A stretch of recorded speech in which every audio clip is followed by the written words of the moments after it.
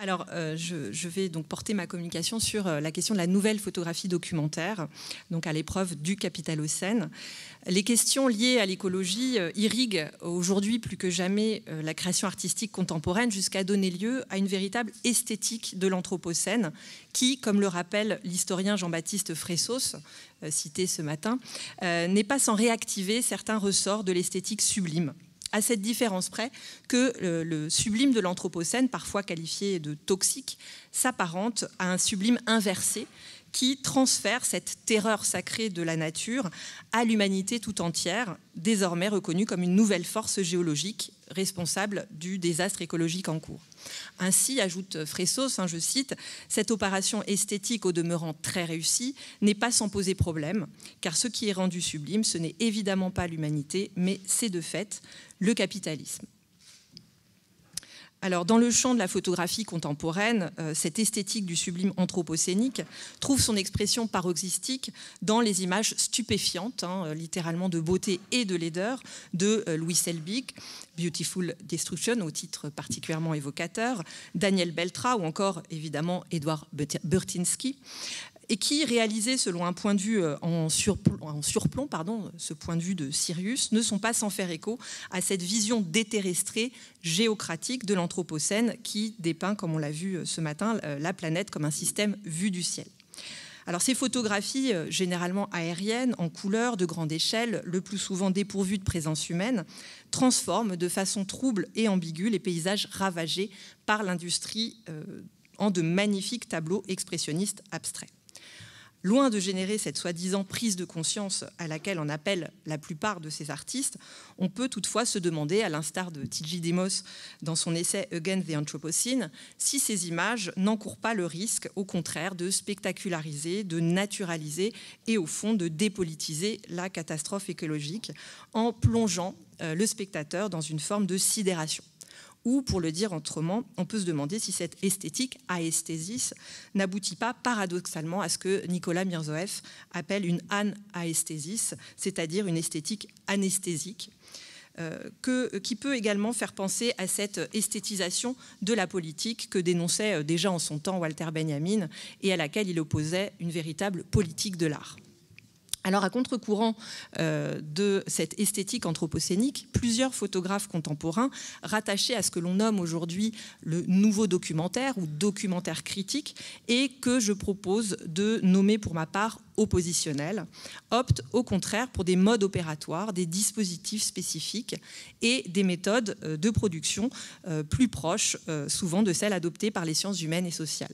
Recours à l'enquête, conduction d'entretien, plongée dans les archives, travail collaboratif et ou immersif sur le terrain et généralement dans la longue durée. Aux vues surplombantes, abstraites et globalisantes, ces derniers, dans la lignée du réalisme critique d'Alan Sekula, qui fut sans doute l'un des premiers à fonder son travail artistique sur un travail de recherche approfondi et illustrant de façon exemplaire ce tournant ethnographique et ce retour du réel dont parlait Daniel ce matin et dont parle Hal Foster en 1996. Donc, ces photographes opposent en effet une photographie située, réflexive et critique, et même métacritique, on pourrait dire, et consciente donc de ses propres limites, toujours dépendante d'un contexte et n'agissant jamais seule. Donc, afin d'examiner les enjeux esthétiques et critiques de cette démarche documentaire oppositionnelle, je prendrai appui sur 3 projets documentaires récents qui ont particulièrement intéressé la critique et qui pourraient illustrer, à mon sens, une possible contribution de la photographie à la construction, si ce n'est d'un contre-récit, du moins peut-être d'une contre-visualité anthropocénique. Donc, il s'agit de Petrochemical America de Richard Misrach et Kate Orff, le projet de Mathieu Asselin, Monsanto, une enquête photographique, et le livre de Latoya Ruby Fraser, qui va bientôt être publié au mois de janvier. Donc, Flint is Family. Alors, je convoquerai pour ma part plus volontiers la notion de capitalocène telle qu'elle a été définie par Andreas Malm et Jason Moore, on l'a vu ce matin, qui me semble plus à même de rendre compte de la perspective critique et politique adoptée par ces 3 photographes qui articulent systématiquement dans leurs œuvres questionnements écologiques et problématiques sociales, politiques ou encore économiques. car en effet, s'il désigne peu ou prou la même réalité sensible que le concept d'anthropocène, le capitalocène part de l'hypothèse selon laquelle c'est moins cette humanité universelle et indifférenciée qui serait responsable des déséquilibres environnementaux actuels qu'un système de production en particulier historiquement déterminé, le capitalisme industriel et néolibéral. Alors pour commencer, donc Petrochemical America, aux antipodes donc de cette esthétique anthropocénique et de son approche globalisante et surplombante, le projet Petrochemical America se focalise sur une zone géographique précise, en l'occurrence le couloir pétrochimique situé sur les bords louisianais du fleuve Mississippi, entre Baton Rouge et New Orleans, où des dizaines d'usines et de raffineries se sont installées depuis les années 50. Une zone aujourd'hui plus connue sous le triste nom de Cancer Alley, en raison du taux accru de cancer affectant la population locale, dont il faut préciser qu'elle est majoritairement afro-américaine et vivant sous le seuil de pauvreté, ce qui pose d'emblée la question des inégalités écologiques et du racisme environnemental. Fruit d'une collaboration inédite entre le photographe américain et l'architecte paysagiste Kate Orff, donc ce projet se présente à la fois, c'est le cas des autres projets dont il sera question, sous la forme d'exposition, mais aussi d'un livre édité en 2012 aux éditions Aperture.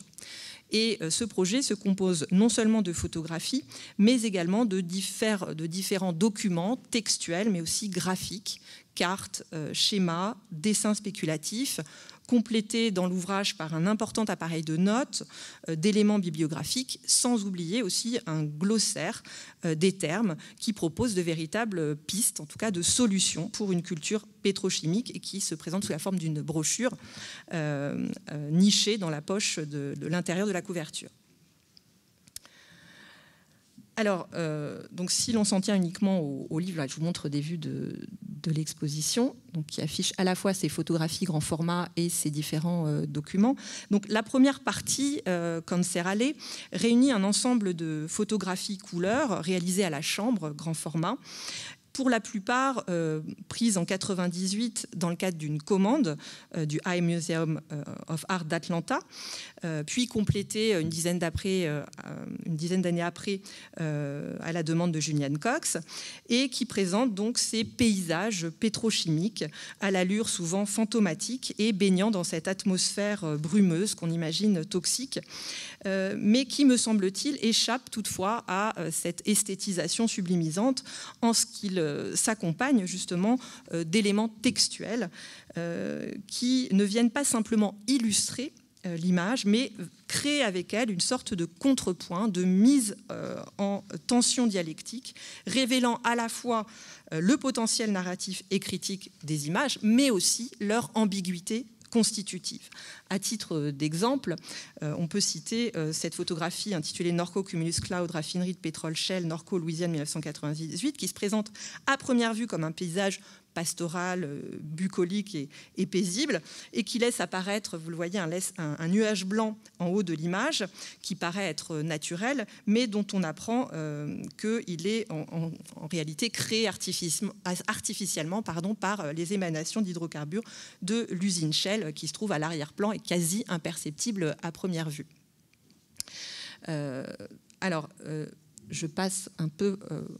Donc, il y a des éléments donc, textuels qui accompagnent ces images. Dans la deuxième partie, constituée d'un atlas écologique proposé par Kate Orff, donc sans doute la partie la plus originale de l'ouvrage, vient en quelque sorte prolonger, en le complexifiant, ce processus de mise en tension dialectique entre l'image et le texte. Le tout s'organise autour de 7 sections thématiques, reliées les unes aux autres, parce que Kate Orff appelle elle-même des through lines, des lignes directrices traversantes, matérialisées parfois par ce fil rouge à l'intérieur des chapitres qui sont à chaque fois introduites par un texte liminaire qui en précise les enjeux. Il s'agit alors, à travers ces through lines, d'opérer ce que les auteurs appellent une décompression des images. Alors je reprends ici la traduction que propose Mathieu Duperex du terme unpacking, employé par Kate Orff, et vous retrouvez donc une analyse très précise et complète de ce projet par Mathieu Duperex dans les cahiers de la recherche architecturale urbaine et paysagère paru en 2019. Donc ce travail de décompression vient en quelque sorte déplier, déployer la signification profonde aussi de ces images, en révéler au sens que peut avoir ce mot en photographie, le contenu latent de ces images auxquelles il s'agit également de redonner une forme d'épaisseur, mais aussi une portée évidemment historique, pédagogique et critique. Donc ce travail de décompression se traduit formellement dans les pages de l'Atlas par ces jeux de superposition, de juxtaposition, de sédimentation qui viennent à la fois travailler, déployer le potentiel de l'image, de la photographie de Mishrash à travers donc des éléments textuels et graphiques. Bon, j'ai malheureusement pas le temps d'entrer dans le détail de ces images qui sont extrêmement intéressantes et complexes.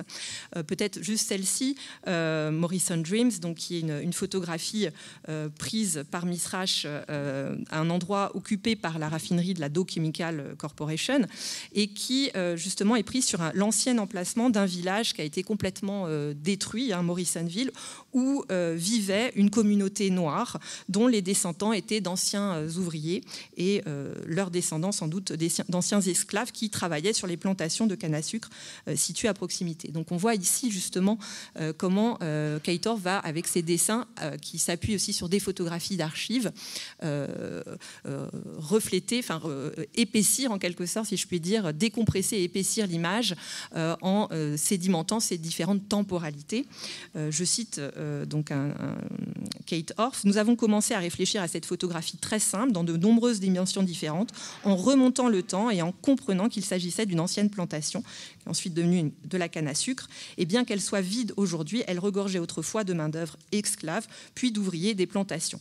Donc on voit aussi comment ce capitalocène est aussi un plantationocène, pour reprendre la notion proposée par Anat Singh et Donna Haraway. Donc notre espoir est, je cite, en intégrant l'émotion et l'analyse, la photographie, la recherche et la spéculation, le livre donc, peut jouer un rôle en déclenchant une discussion approfondie sur l'avenir de l'énergie et notre climat commun et le paysage que nous avons créé. Et c'est justement donc cette échelle du paysage qu'ils travaillent et qui, selon eux, peut précisément peut-être avoir un impact significatif. L'échelle du paysage qui permet de comprendre aussi peut-être ces liens mutuels et systématiques qui se tissent entre les gens et la terre, entre les paysages et les communautés. J'en arrive au deuxième exemple, celui de Mathieu Asselin. Donc, dans son enquête photographique sur Monsanto, née d'une véritable indignation face à l'impunité de ces industries pétrochimiques, le photographe franco-vénézuélien resserre en quelque sorte la focale donc sur cette entreprise multinationale, mais tout en élargissant le cadre géographique envisagé. Donc sa recherche donc, sur le terrain, mais aussi dans les archives, débutée en 2011, qu'il va mener pendant plusieurs années, va le conduire dans différents endroits du monde, en particulier aux États-Unis, dans les villes aujourd'hui devenues quasiment fantômes, sinistrées, qui sont celles d'Anniston dans l'Alabama ou encore de Sauget dans l'Illinois, baptisée Monsanto City, où la firme s'est implantée et a étendu véritablement son emprise territoriale sur le territoire américain au cours du XXe siècle et a provoqué, comme on le sait, de nombreux ravages, aussi bien donc environnementaux que humains, sanitaires, économiques et sociaux. Autre territoire exploré, le Vietnam, évidemment, où le fameux agent orange, se défoliant, déversé par l'armée américaine pendant la guerre du Vietnam sur la canopée sud-vietnamienne, a non seulement là aussi détruit la végétation, mais fait de nombreuses victimes parmi la population locale, mais aussi chez les soldats américains et leurs descendants, et ce sur plusieurs générations. Et plus récemment, dans le cadre de sa résidence à la ferme des Tilleuls à Rainins, en 2020, Mathieu Asselin a poursuivi son enquête en Suisse en ajoutant un nouveau chapitre intitulé « Le vivant » qui a consisté à enquêter sur justement les impacts d'autres pesticides et en particulier du chlorothalonil qui a depuis été interdit, qui est ce fongicide utilisé dans l'agriculture et qui est également suspecté d'être fortement cancérigène. Donc, ce dernier travail l'a conduit aussi à collaborer avec non seulement des agriculteurs, la population, mais aussi des chercheurs issus de différentes institutions et universités, cherchant aussi des pistes de réflexion, de recherche, d'alternatives et de solutions pérennes à ces produits de synthèse. Alors, sur le plan formel et plastique, je vais essayer d'aller plus vite. Le travail documentaire de Mathieu Asselin est lui aussi multiforme et multimodal. Il se présente aussi sous la forme d'exposition, mais aussi sous la forme d'un livre, qui est vraiment un médium aussi démocratique, privilégié dans ce type de projet documentaire. Et aussi un journal. J'ai mis la dernière édition que j'ai récupérée à Lyon dans le cadre de l'exposition proposée au Bleu du Ciel. Donc édité, actualisé à chaque exposition et distribué gratuitement aux visiteurs, et qui illustre aussi ce caractère extensif, évolutif, modulable de ce type de projet, qui place l'artiste en position non seulement de lanceur d'alerte, mais aussi en quelque sorte de veilleur, toujours aux aguets. Donc un projet documentaire aussi comme mise en veille sur la société. Donc dans le dispositif conçu par Mathieu Asselin, qui se structure lui aussi autour de plusieurs chapitres thématiques, introduits également par un bref essai, et qui explore les différentes facettes de cette entreprise littéralement tentaculaire, et qui revient sur notamment les conséquences de l'utilisation des produits de la firme, comme le PCB, l'agent orange, le glyphosate ou les OGM. Donc là encore, la photographie n'agit jamais toute seule, mais s'inscrit dans un ensemble, dans une série d'images, mais aussi de textes et de tout un matériel documentaire composé d'extraits de journaux, de cartes postales d'époque, de brochures aussi et de publicités, ainsi que des documents d'archives internes de la firme, qui révèlent d'ailleurs que ces agissements de l'entreprise étaient connus très tôt et qui l'ont quand même fait en toute conscience pour ne pas, je cite, perdre $1 de business, un extrait d'un des documents qui est présenté dans l'exposition. Donc la force, l'originalité de ce dispositif réside là encore dans cette mise en écho problématique de ces différents documents, dans cette opération à la fois de montage et de démontage critique qui vise à, en quelque sorte, je dirais, à défaire le cliché pour faire image, déconstruire l'image faussement idyllique que l'entreprise n'a cessé de fabriquer à travers toutes ses campagnes de publicité et d'affichage, en la confrontant à la réalité des faits. Pour donner juste un exemple, je vous montre quelques images. Donc, d'un côté, le vidéogramme, donc extrait d'un film présentant le prototype de la maison du futur vue par Monsanto, qui était présentée à Disneyland en 1957, et de l'autre, une photographie de Mathieu Asselin présentant la façade d'une maison abandonnée à Aniston. Voilà, où le taux de pollution au PCB atteint des records.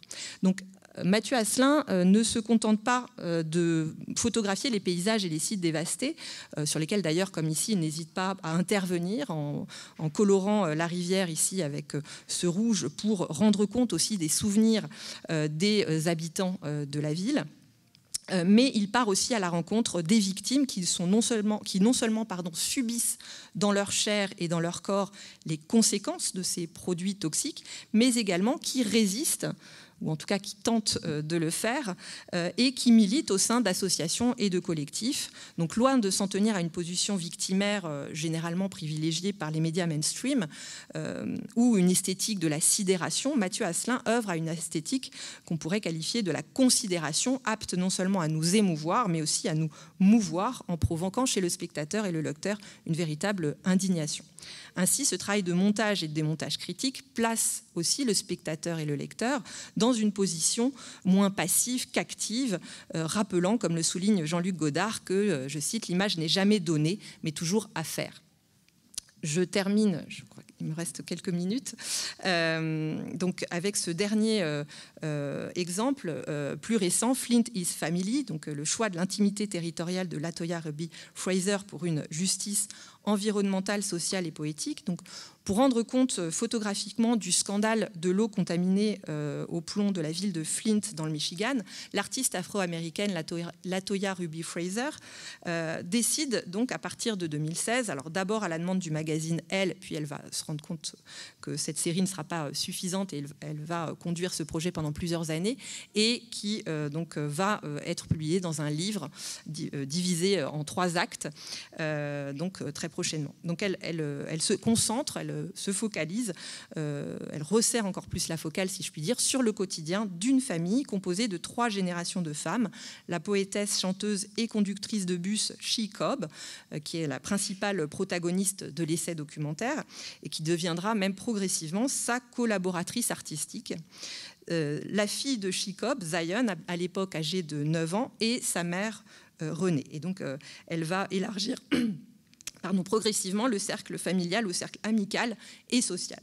Donc elle adopte, on pourrait dire, la perspective d'une véritable intimité territoriale, pour reprendre la formule de Jean-François Chevrier à propos de l'œuvre de Marc Pateau, dans l'idée, comme elle le dit, je cite, « Si vous voulez comprendre l'histoire, les désastres, les catastrophes écologiques ou la moindre tension qui règne dans une ville ou dans un lieu, il vous suffit d'observer les personnes qui l'habitent. Elles en sont le reflet, nous faisons toutes partie du même écosystème. » Alors pour rappel, en 2014, pour faire des économies, la municipalité de Flint décide de cesser l'approvisionnement de son eau potable, qui était en provenance de Détroit, pour puiser directement son eau dans la rivière polluée de la ville.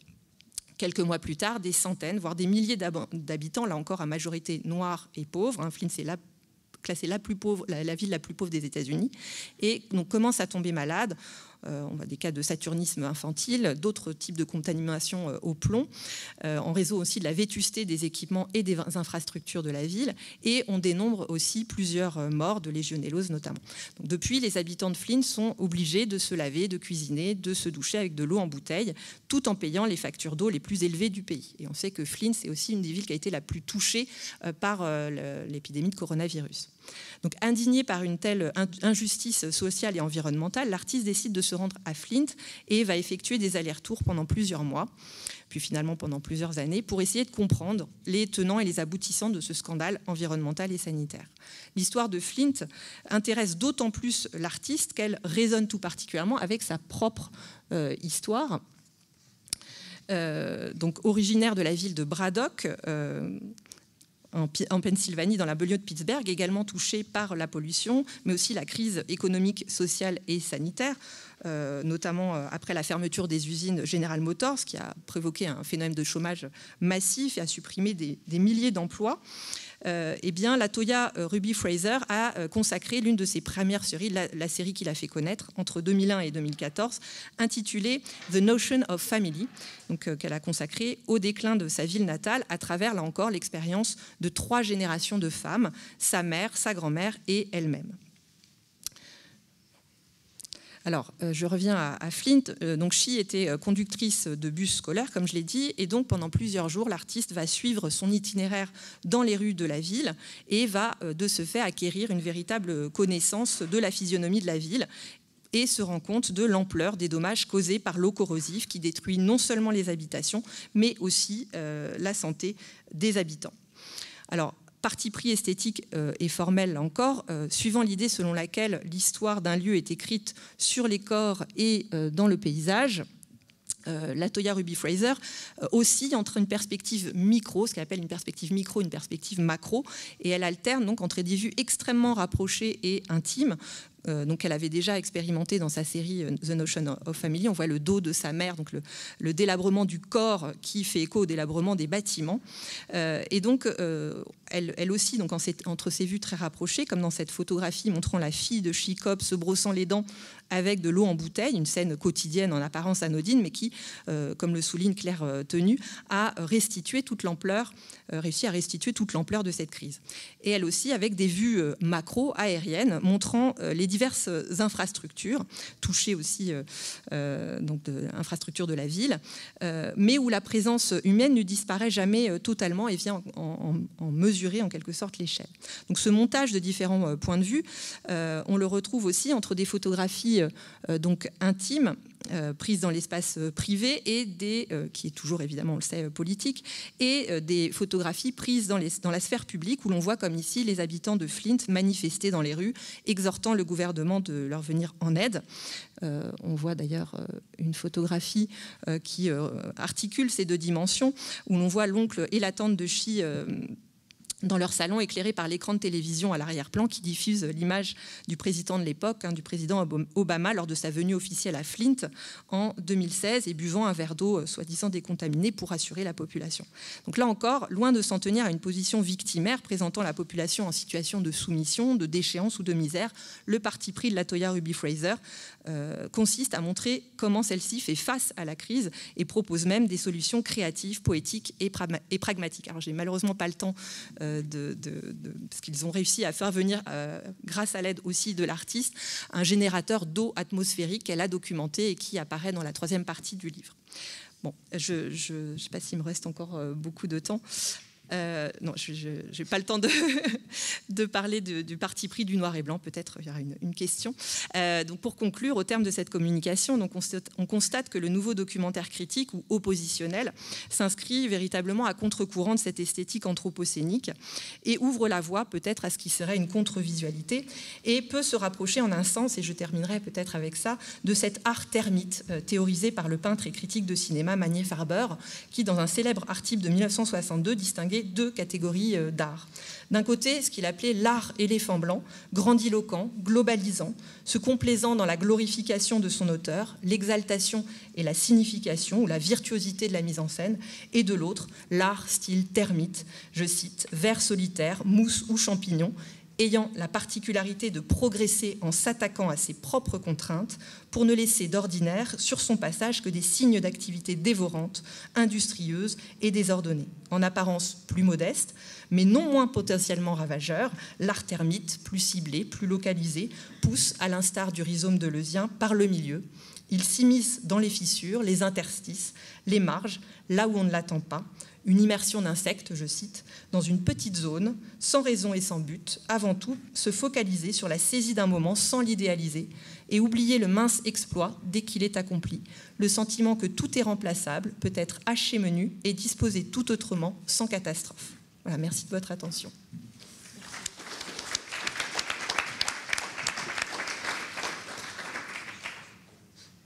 Merci beaucoup d'avoir respecté le temps comme ça, c'est pile poil, c'est parfait, comme ça on a du temps pour les questions. Qui a des questions? Je me déplace. Hop.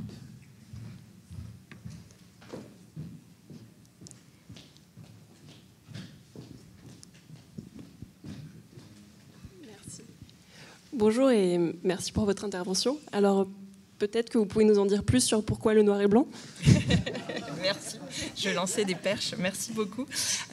Donc le noir et blanc pour Latoya Ruby Fraser, donc noir et blanc à l'argentique, c'est une manière justement de s'inscrire dans cette tradition de la photographie documentaire sociale des années 30, qui a été largement aussi rejetée par le postmodernisme et qu'elle cherche véritablement à mettre à jour, un update en quelque sorte. Et elle cite souvent, alors je les ai mises ici, souvent deux images importantes pour elle, avec lesquelles justement ces séries tentent de dialoguer de façon problématique. Donc la première, c'est évidemment la photographie, le portrait de Florence Owens Thompson par Dorothy Lange en 1936, plus connue sous le nom de Migrant Mother, et de l'autre, une photographie de Gordon Parks qui s'inspire beaucoup Latoya Ruby Fraser, donc qui lui-même est une référence, donc qui s'appelle American Gothic et qui est une référence au tableau de Grant Wood, et où on voit comme une femme noire, Ella Watson, debout devant un drapeau américain dans un bureau du gouvernement à Washington. Et donc c'est une manière pour elle de s'inscrire et de réactualiser en fait ce potentiel de la photographie documentaire sociale.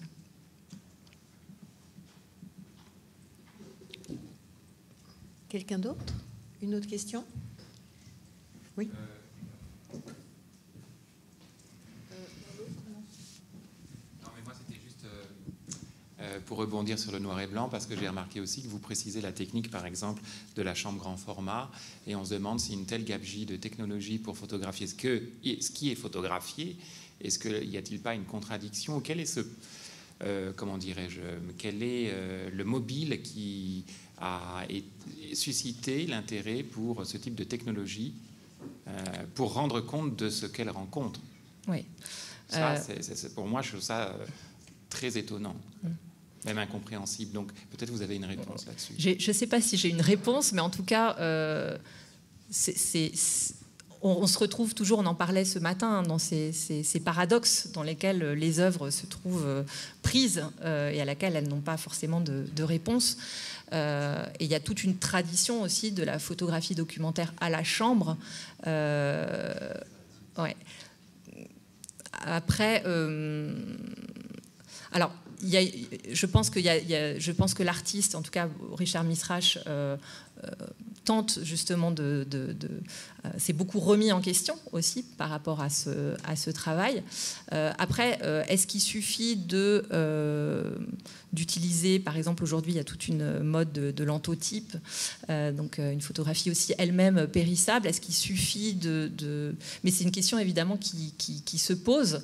Et je pense qu'on n'échappe pas, même avec ce type de pratiques éco-responsables, on n'échappe pas au paradoxe. Enfin, on est pris individuellement aussi dans ces contradictions, et je pense que je pense pas qu'il y ait de réponse simple à cette question. Et je pense que c'est une question qu'on se pose individuellement, mais alors les artistes sur lesquels ils insistent ou pas, il y a beaucoup d'artistes qui justement n'en parlent pas et d'autres qui affrontent ces contradictions et tentent, si ce n'est d'y répondre, en tout cas de les problématiser dans leurs travaux. Mais c'est vrai que c'est une vraie question.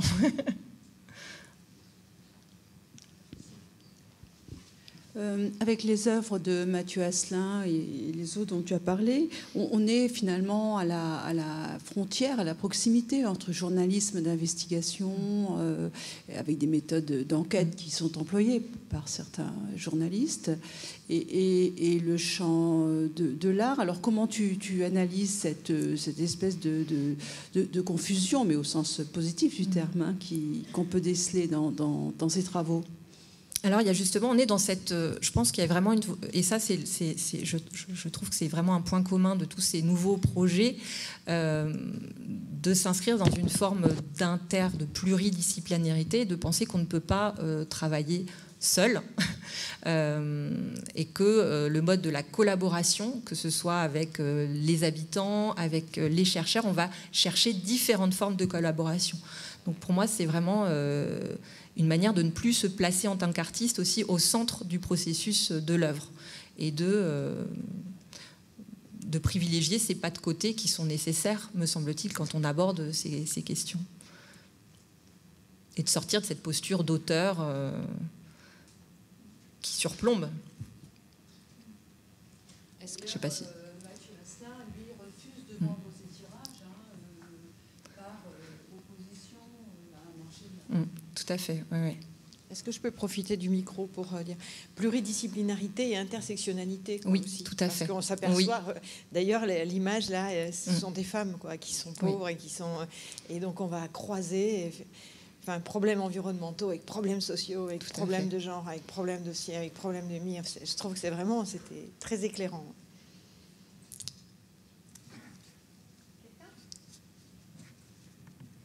Profitez, parce que je compte jusqu'à 3. Une petite dernière question ? Oui, allez. Je ne sais pas si c'est une question, mais je reprends un peu ce que Fabrice a dit, déjà problématisé. Et c'est vrai que, parce qu'en fait, tu as évoqué l'expressionnisme abstrait par rapport aux phototableaux de Helbig et Burtynsky. Et évidemment, on pense tout de suite à tout ce discours moderniste, de la peinture moderniste, l'expressionnisme abstrait, qui est d'une certaine manière, on pourrait dire, l'apogée de l'évolution moderniste selon Greenberg, etc. Mais il ne faut pas oublier non plus que, et c'est justement la photographie, il ne faut pas uniquement la situer dans la photographie documentaire, mais aussi dans la photographie moderniste, parce que c'était Sarkovsky qui, justement, a récupéré toute cette photographie documentaire, entre autres aussi de Dorothée Lange, et les a exposées et présentées comme, d'une certaine manière, des œuvres modernistes en photographie.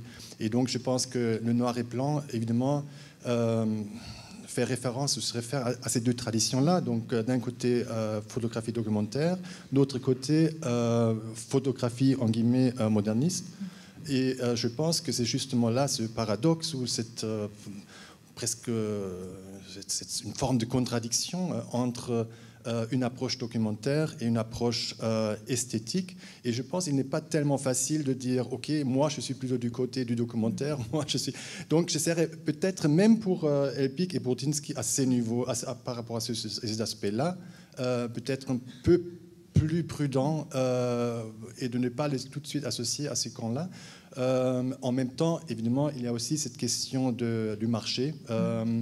Et c'était la même chose pour Dorothée Lange. Elle était très contente apparemment d'être esthétisée dans le cadre des expos de Sarkovsky. Et si on lit les textes de Martin Rose, là, on comprend quand même aussi comment ce glissage ou ce passage de la photographie documentaire vers la photographie artistique et vers le marché d'art, ça se passe dans un clin d'œil. Et donc, je pense que là, elle joue un peu avec le feu quand même. Sachant que Dorothée Lange ces images aujourd'hui, on les prend comme, on les connaît comme des icônes, mais elles étaient accompagnées aussi de textes. Elles étaient situées de la même façon. Chez Walker Evans, on retient cette formule tardive du style documentaire, mais chez Walker Evans, il y avait aussi cette volonté et cette conscience aiguë du monde.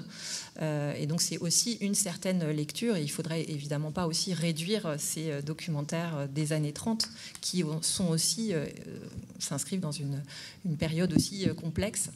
Donc oui, effectivement.